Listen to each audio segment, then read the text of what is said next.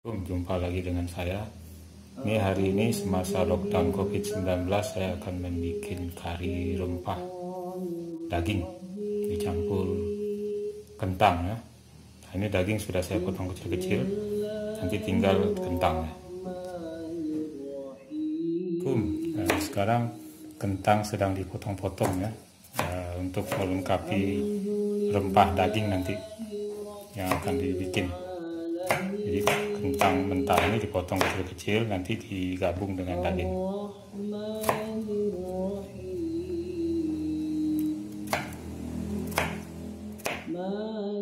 Alhamdulillah, ini sudah saya masukkan ya, potongan daging dan kentang.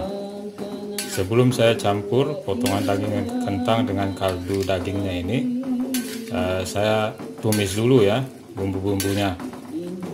Tumis dengan sedikit minyak goreng. Bumbu-bumbu untuk kari rempah ini adalah bubuk pala, bubuk kemiri, bubuk lada hitam, kemudian kunyit ya, bubuk kunyit, kemudian bawang merah segar, kemudian bawang merah segar ya, kemudian cabai merah ya, cabai merah segar, dan kapulaga. Nah, jadi bumbu ini kita masukkan ke dalam penggorengan ini saat tumis ya, di saat tumis.